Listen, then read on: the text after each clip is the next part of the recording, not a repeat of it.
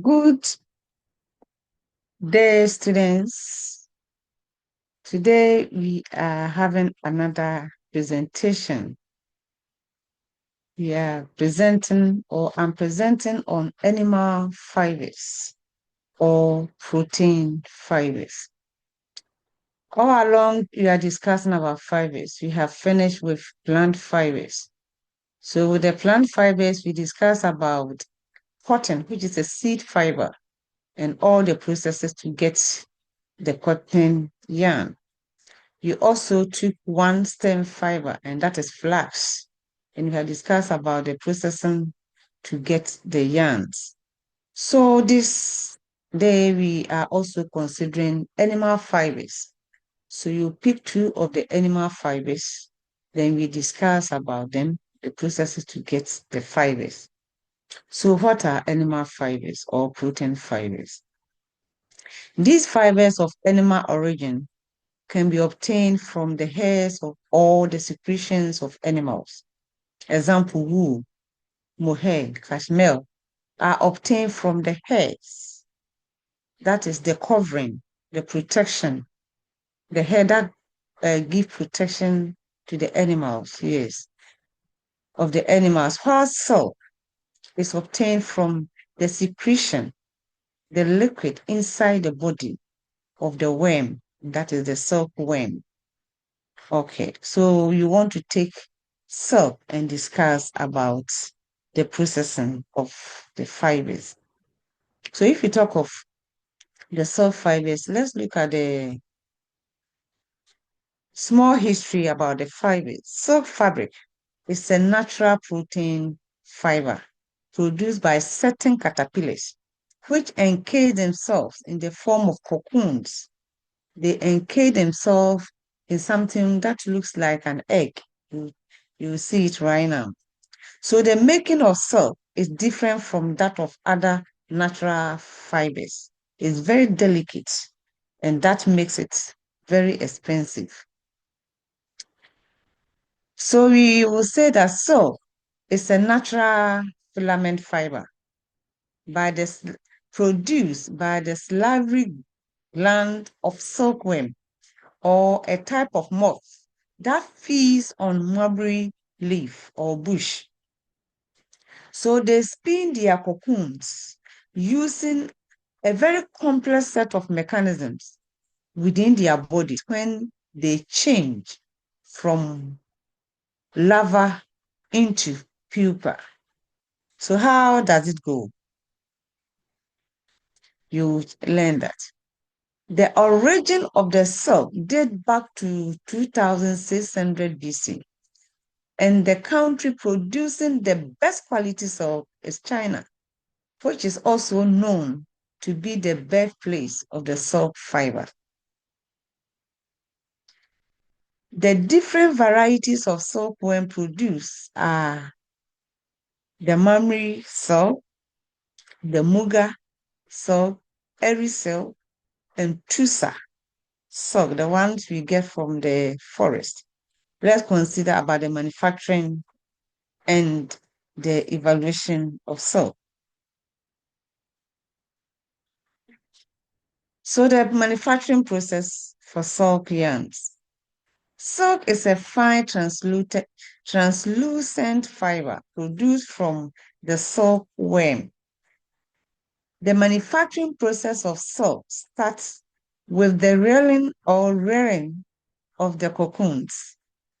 There are many varieties of the silkworm from which the silk fiber can be obtained.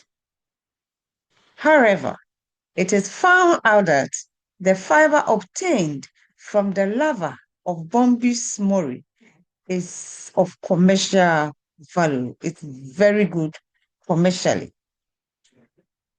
The process of obtaining silk fiber from Bombus mori requires careful nourishment of the cocoons, which is put through the spinning process. So the process of cultivating the silkworm for the production of raw silk is called sericulture, just like agriculture. Cell fiber is a continuous filament consisting of a special protein, and that protein is called fibrin, which is connected together with the cell gum. There's the gum, you will explain that. And the gum is called sericin. This natural protein, that is the fibrin, is secreted from two salivary glands. So when you see the caterpillar, one side produces one salivary gland or salivary glands, and the other side also produce one, so making two. So when they are coming out, they come out from the head. There is a pipe on top of the head. We will discuss that. So they are put together by a special gum, and that gum is called a sericin. So there are 4 stages in the life cycle of the moth, which are as follows. So let's check the life cycle of the silkworm. So first, we have the egg, which develops into a larvae. So the butterfly will lay the eggs, and the eggs will hatch into larvae. That is the caterpillar or the silkworm.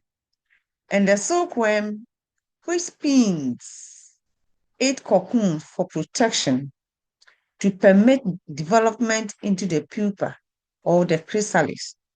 So the egg will develop into caterpillars, and the caterpillars will develop into chrysalis or the pupa. And then the chrysalis emerges from the cocoons as the moth, that is the butterfly. So the female moth lay eggs and continue the life cycle. So let's see the diagram. So the diagram you see here, you see the butterfly. This is the adult butterfly. So here we have the female, then we have the male. Okay. So the eggs are hatched. So you can see the eggs here on the leaf. So these eggs are hatched into the caterpillar you see here. So this caterpillar, this is the matured caterpillar. So when they are hatched, they are very tiny, very, very tiny. So they will grow with the help of the mulberry leaves. Then they will develop into what is called a cocoon. So the development starts when the animal have eaten a whole lot and cannot eat anymore and has become so full. Then the animal will want, let me say it like, want to bring out some of the food out, but the food has digested, so it is liquid. So the animal will force itself, will force itself. You have seen the pipe here. So this is one side of the animal, and the other side of the animal is at the back. So here we have the salivary gland here, and the other side too has another salivary gland. So when the animal is ready to spin the liquid inside the body out, it shakes the head vigorously. So the two, one side here, the other side here, the liquid will pass through this orifice. Then we'll be shaking the head as if it's writing 8 vigorously. And because of that, it will cover its body. It will cover the body. It will cover the body. As if it's 8, then it will cover all the body and become like what you are seeing here, like a cocoon. So this cocoon, when it covers itself like this, it is called a cocoon. So when you open this, you see the animal inside. So this animal is developing into butterfly again. So that's the life cycle. So here we have the simplest one. The animal, the moth or the butterfly will lay the eggs, and the egg will hatch into silkworm or the larva or the caterpillar. Then the caterpillar will develop into chrysalis or the cocoon. So the cocoon is here, the animal is inside. then it will be there to change. It goes through some form of metamorphosis in science. Then it will change into butterfly and continue with the cycle. I hope you understand it. This one, you need to take note of it. So these are the caterpillars eating on the mulberry leaves. So they will eat and eat and eat and eat and become very big that they cannot eat anymore. They will look for a place like a hen looking for a place to lay the eggs. So they will be looking for a place to lay their eggs, and they will mount into montage some small, small places. Those who, the sericultures, when you go there, they have their small, small places that have been built for them where they do their spinning. So they will spin the liquid and become like what you are seeing here. So these are called the cocoon. So the animals are inside. So these animals, when we allow these to stay for some time, the animals will come out as butterflies. But in textiles, this is what we need to produce the fibers. So you put this in hot water or boiling water to kill them. So here we stifle them. We stifle the animals or we stove them. So we kill them by putting them into that hot water. Then with a brush, people who are skilled in this, they will use a reviving brushes. Then they will brush. Then the end or hot will be picked. Then they will unravel or they will spin all this and wind everything onto bobbins. So what we are seeing here are the filament. So these are the filaments that have been put into hands, ready to be used or ready to package. Okay.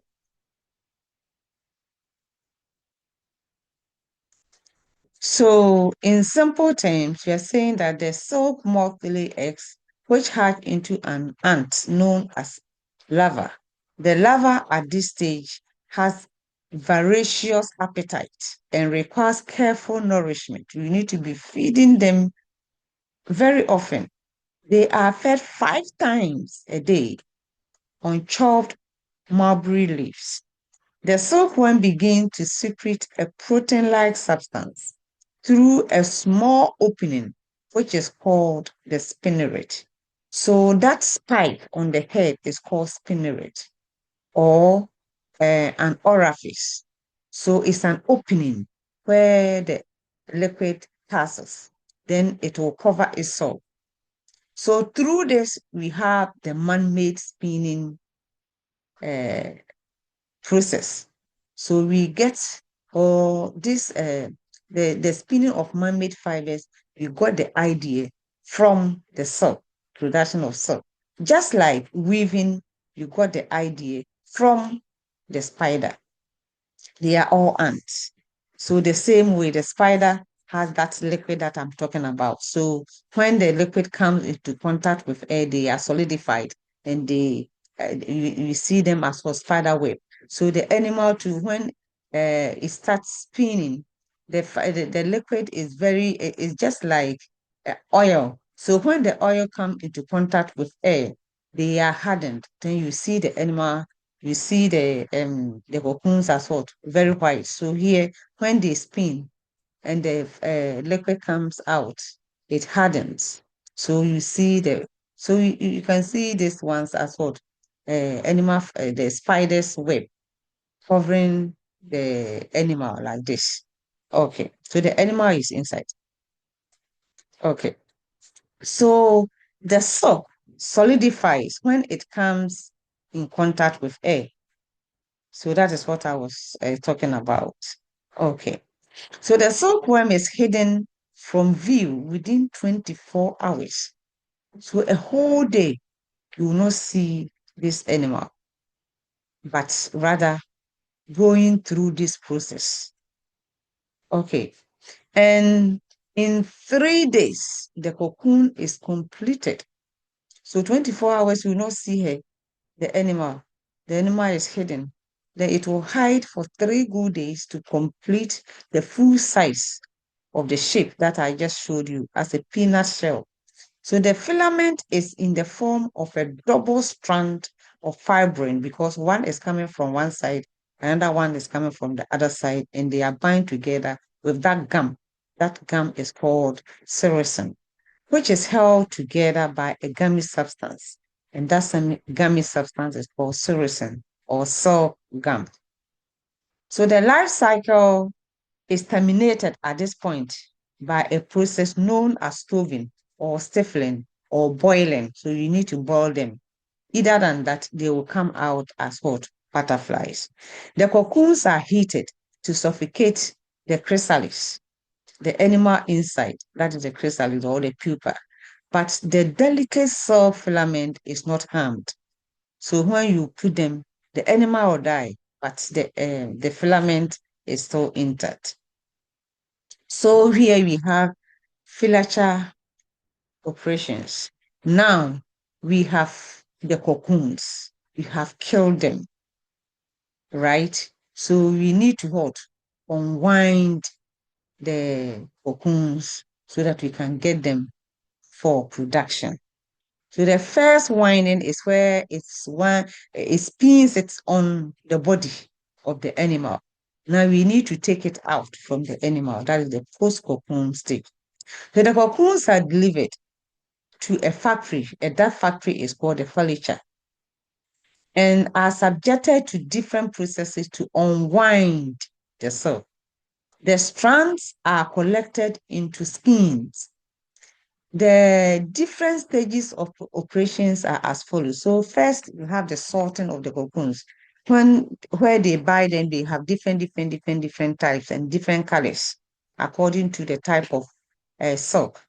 So when you get them, you sort them together, one color, then the same color, the same size, and all that. Then after that, the softening of the cereals, and that's where you put them in hot water. Then reeling the filaments. That's where they brush it and unwind it from the ant or from the pupa or the chrysalis. So that is the reeling. Reeling is the art of unwinding the fibers from the chrysalis. Then after that, we do what is called throwing. Throwing here means that we are putting 2 or 3 of the fibers together. Then we spin them into yarn.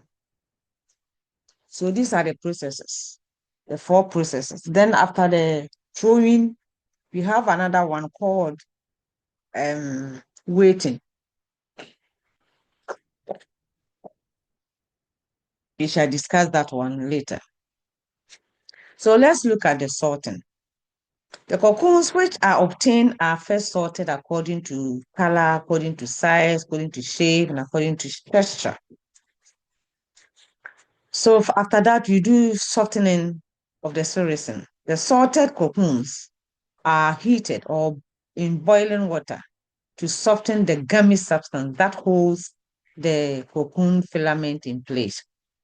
So after that, we do what is called reeling of the filament. Reeling is the process of unwinding the filament from the cocoon. So filaments are unwound in the reeling process and combined together or combined together to make a thread of the raw silk. So after that, we do what is called the throwing. Throwing is a process of twisting one or more threads of the raw silk into a strand sufficiently strong for weaving or knitting. So that is throwing, not just throwing a ball, but twisting.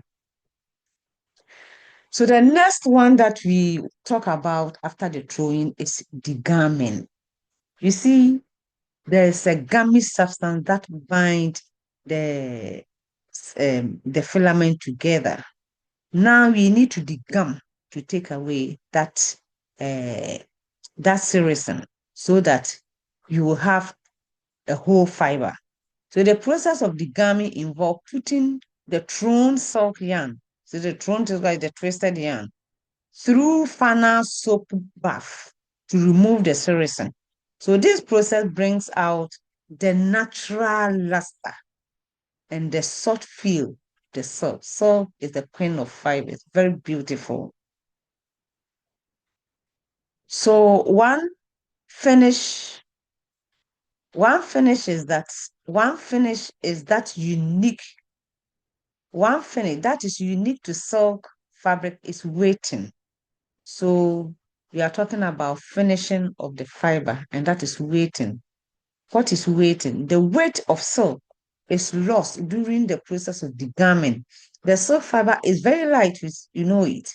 And this gum makes it somehow heavier for all the processes to be taken.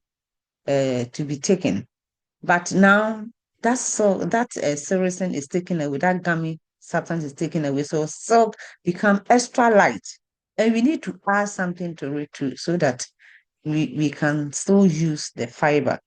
So the manufacturer purchase silk by weight, and to make up this loss, that's what is called weighting of the silk fabric with metallic substance such as tannic chloride to make it somehow heavier so that we can use it for the next process. So examples of fabric made from silk, we have the brocade, chiffon, damask, ganza, satin, taffeta, velvet, and so forth and so forth. Okay, so that is about silk. Let's look at the properties of silk. Silk has its unique properties. It is soft, supple, strong, lighter, or light in weight than any other natural fiber. This is prized. The silk is prized for its weight. Silk is a natural protein fiber where the protein fibrin is held by a gummy substance. So you see this when you use the microscope. But mind you, I have told you that silk is a filament fiber. Because of its process, it's very long. So something that can be produced within 3 days means that it's very long. So it's a natural fiber, but because it's very long, it is considered a filament fiber. So filament fibers are long and continuous. Okay, don't forget. So the strength. Silk is the strongest natural fiber. It has a tenacity of 2.4 to 1.5.1 grams per denial. Moreover, smoothness of the silk filament yarn reduces the problem of wear from abrasion. So the strength of the span silk yarn depends on the length of the silk uh, staple of the silk staple.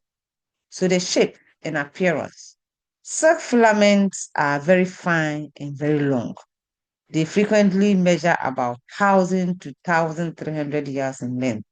The width of the silk is 9 to 11 microns. Elasticity. It is an elastic fiber. It means that it can hold, it can extend. And its elasticity varies as it is natural fiber. Silk fiber may be stretched from 1/7 to 1/5 of its length before breaking. Okay, so cultivated the gum silk viewed long, longitudinally under a microscope resembles a smooth transparent rod under microscope. So in the gum has rough, irregular surface, while silk tend to be quite uneven and is somewhat dark. It may have longitudinal striations. Resilience. Silk retains the shape and resists shrinking rather very well. This is more in fabric made from pure silk rather than spun silk or weighted silk. Drapability. Silk has a pliability and suppleness that aids or aided by its elasticity and resilience gives it excellent drapability. Okay. When you talk about heat conductivity, since silk is a protein fiber, it is a non-conductor of heat. Absorbency. The good absorptive property of silk also contributes to its effects in warmer atmosphere. Silk generally absorbs about 11% of its weight in moisture, which makes silk for easy or makes it easy for dyeing and printing. So you can also dye the silk fiber. Cleanliness and washability. Silk is a hygienic material. Its smooth surface does not attract dirt, so you can just clean it. It can also be easily cleaned by mild soaps and dry. You can also dry clean it. Shrinkage. Smooth surface silk have normal shrinkage, which can be easily restored by ironing and at moderate heat and damp conditions. So when it shrinks, you can straighten it by ironing. So the next one that you want to consider is wool. Wool too is a protein fiber. So you have considered the um, natural protein fiber. So that is secretion. You get it from secretion. You get it from liquid. Now we are looking at the fiber that we get from the skin, the outer uh, covering of the animal. That is the hair of the animal. So that one, we are taking one example, and that example is wool. So wool fibers come from the fleece of the sheep. So we are talking about the hair of the sheep. All fibers are made up of a group of molecules, and these molecules are called polymers. I have discussed polymers with you when we're doing the fiber composition. The polymer of a wool fiber is made up of a protein and produces a short fiber known as the staple fiber, and that is the keratin. I hope you remember. Protein, the production of the wool. Wool is the natural fiber that forms the protective covering or the coat of sheep and some other animals. Wool from sheep is the second most important natural fiber for textile after cotton. The world's producer of wool is Australia, with almost 15 times as many sheep as people. The world's finest wool comes from a very special breed called the merino sheep, which produces a very heavy fleece, that is the hair. Nearly all wool, we get them from sheep. So let's see. This is the merino sheep I'm talking about. That's the commercial sheep. The wool is used commercially. You can see this wool. So we shave it, and we get a whole lot. Look at all this. So here we get the shortest one from the legs. But look at here, plenty wool. So that is the merino sheep. So let's look at the classification of the wool. Wool fiber has been classified into three. You have the natural or clip wool. That is the one we get from the live animal. Then you have the pooled. When the animal is dead, we can also take the fibers and treat them and use them. So the pooled dead or skin wool. Okay. So the next is the recovered or old wrap. So we have finished using the wool. So it has become old, but uh, we can still put them into another use. So that is we recover them and use them again. So the fleece, natural clip wool, is obtained through shearing or cutting from the live animal. The pulled, dead, or slaughtered skin wool is pulled from the skin of a dead or slaughtered sheep. with the last distinction, which is the recovered wool is obtained from wraps and old woolen fabrics. So the types of wool: Australia, New Zealand, South Africa, the merino sheep, and then the crossbreed are some of the types of wool that we have. So let's look at the nature of the wool fiber. Each wool is composed of protein known as keratin. So the protein that we get, what makes wool the protein fiber is the keratin. So we get fibrin from silk and we get keratin from wool. This substance consists of 50% carbon, 7% hydrogen, 22 to 25% oxygen, and 16 to 17% nitrogen, and 4% sulfur. So sulfur is only found in wool. The presence of the two elements, nitrogen and sulfur, in wool molecules give wool fiber properties that are quite different from those of the vegetable fibers. One, which is the warm handle. So all the fibers are having the carbon, hydrogen, oxygen, but nitrogen and sulfur is only found in wool, and that makes wool fiber different. So seen in cross-section under the microscope, the wool fiber shows three parts. Wool fiber shows three parts. One is the cuticle or the epidermis, just like the cross-section of the cotton. You remember the cortex or the fiber layer, then the pith or the medulla, that is the middle. So that is what we can see here. To the outer is the cuticle. Then we have beneath the cuticle, you have the cortex. Then inside the middle, we have the medulla. Okay, so let's look at the composition of the raw wool. The raw wool is composed of variety of impurities because they are always in the farm and have been classified into three. So we have the natural one, we have the acquired, and then we have the applied. So the impurity found in wool are fat, sweat, sand, dirt, mineral matter, vegetable matter. And when we want to process, we are supposed to take all these impurities away so that we can get our fibers to work with. Dirty wool contains about 30% of the keratin or the keratin, that is the protein. Then 20% of the dirt, 28% sweat, perspiration, then 12% fat, and about 1% mineral matter.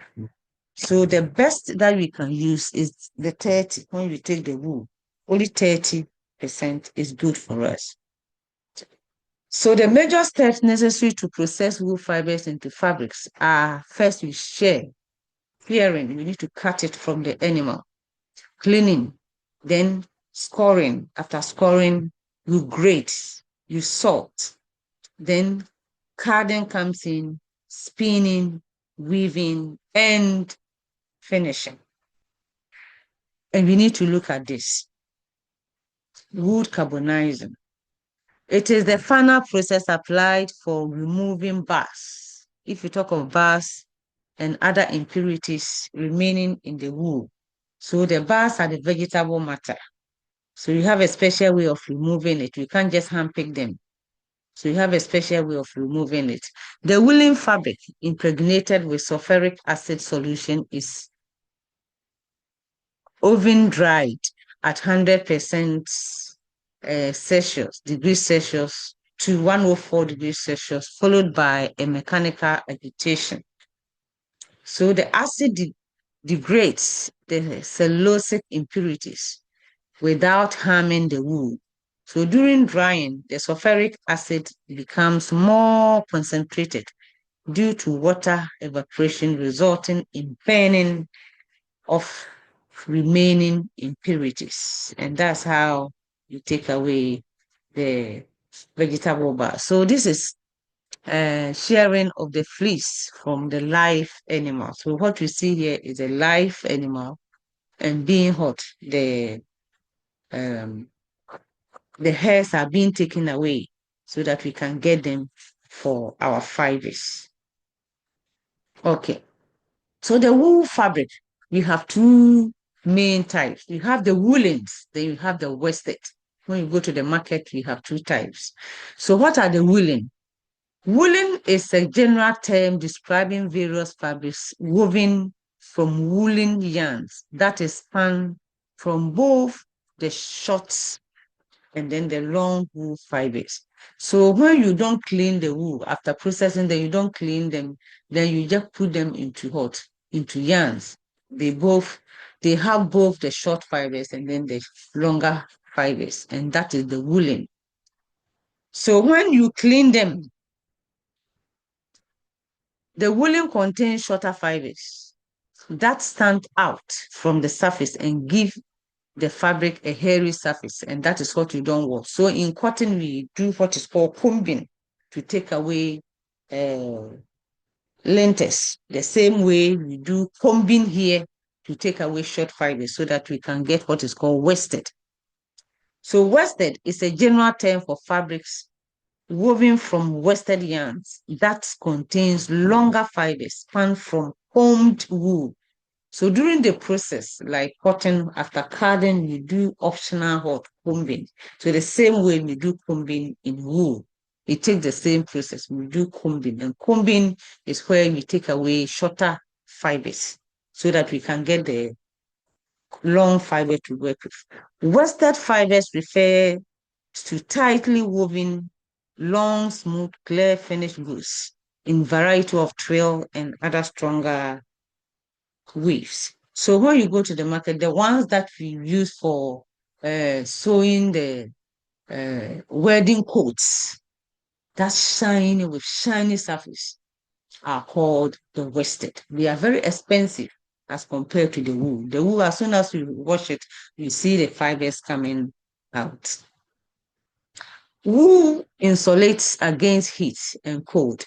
It is comfortable in both hot and cold weather because it absorbs moisture vapor. So I have explained much about the wool fibers that because of the overlapping scales, and when you put them in water, they are able to absorb, but they cannot give out.